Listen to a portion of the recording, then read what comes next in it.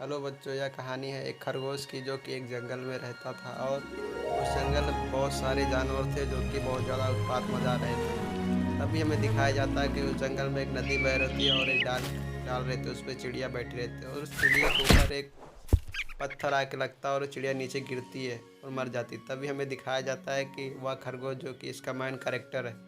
खरगोश एक गुफा में रहता है और वह नींद से उठता है अचानक। उठ के देखता है बाहर सुबह हो गई होती है और बाहर घूमने के लिए आने के लिए सोचता है। जैसा कि दिख रहा है ये खरगोश हमें सामने दिख रहा है और वह उठता है। अचानक ही उठता है, देखता है तो सुबह हो गई। बाहर निकलता है और बहुत खुश होता है। धूप देखते ही चौंक जाता है, तो इतनी सारी धूप खुल गई।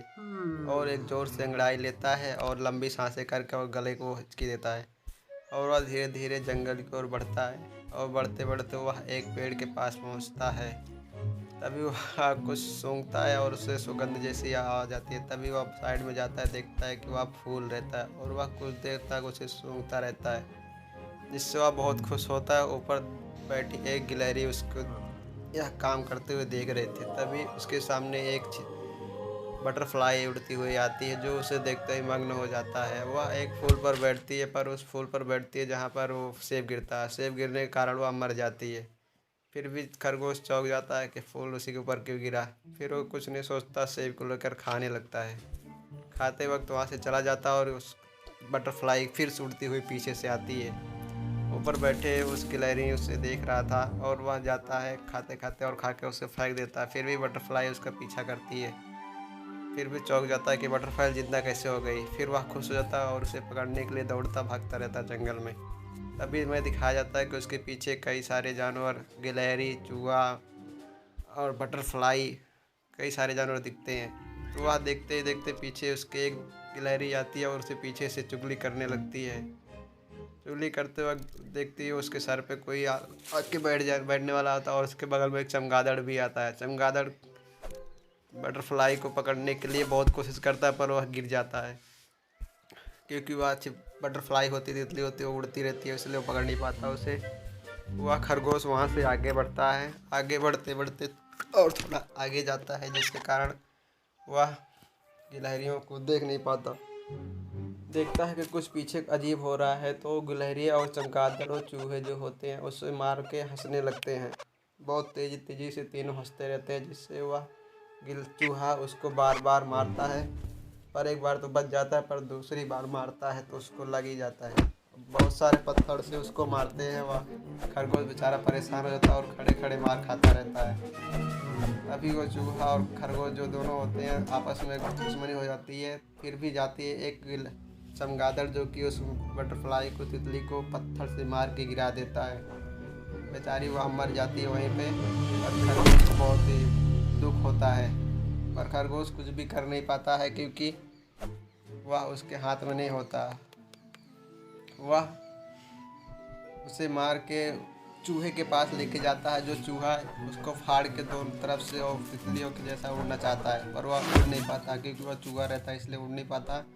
फिर चमगादड़ और तेज गुस्सा होता है और उसके ऊपर कुछ कांटे जैसा मारने की कोशिश करता है, पर वह खरगोश जान जाता है, इसलिए वो भाग के जाके दूसरे पेड़ के पीछे छिप जाता है, जिससे वो कांटेदार वार करने वाला चीज़ चिपक जाता है पेड़ पे और वह बच जाता है।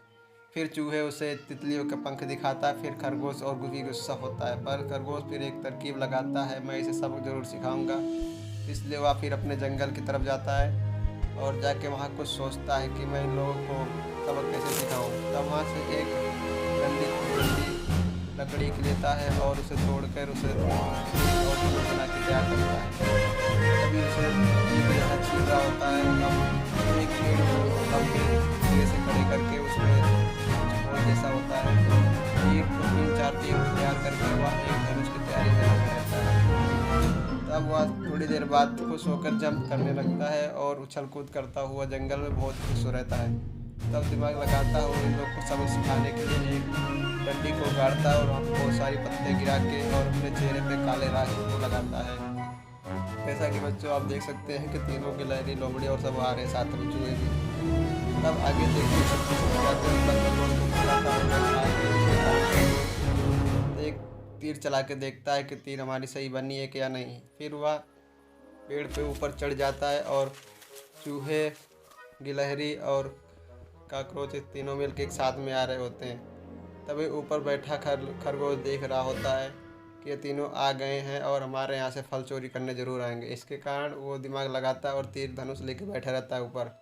वह उनको मारने के बजाय एक डंडी पे वार करता है जो कि कट जाती है और वहाँ पे ऊपर से उड़ता हुआ बहुत बड़ा लकड़ा उनके सर के ऊपर आता है। तब तक चूहे खरगोश सोचते रहते हैं कुछ ऊपर आ रहा है, पर पता नहीं चलता, जिसके कारण चूहा ही बच पाता है। इसके सर पे लगते ही वह बेहोश हो जाता है, क्योंकि इतनी बड़ी लकड़ी होती है कि वो बेचारा मरने से बच जाता है, पर वो मार ज़रूर खा जाता है। वह देख फिर चूहा भागता हुआ जाता है दूसरी जगह और वहाँ पे जाता है।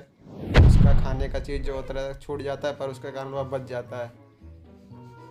आगे फिर बढ़ता है, फिर भी वो बेचारा फंस जाता है, क्योंकि वह लकड़े में दूसरे लकड़े में फंस जाता है। फिर आगे देखता है कि वह खरगोश आगे ही खड़ा रहता है, जिसके कारण वह फंस जाता है।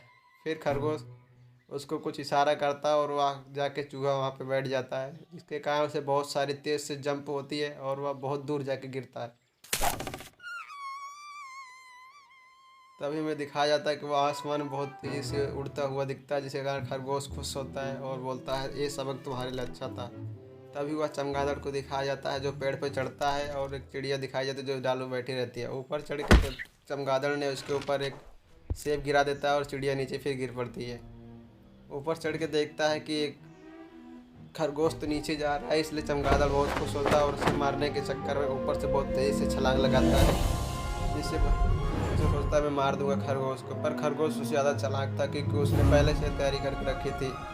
वह नीचे बहुत सारे कांटे और झाड़ियाँ बिछा रखी थी, और जिस डाल पे आके चमगादड़ बैठता है वह उस डाल से एक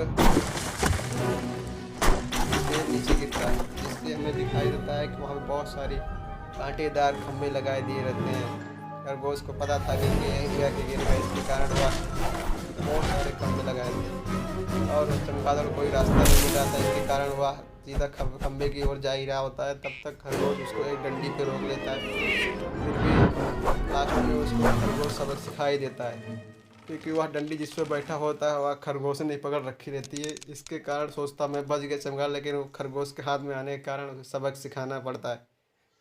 अब चमगादड़ बहुत तेज डर जाता है, पर उसका गर्दन बहुत तेज़ी से खरगोश ने पकड़ लेता है। तब उसको सख्त सबक सिखाने के लिए वह कांटे की ओर फेंकता है।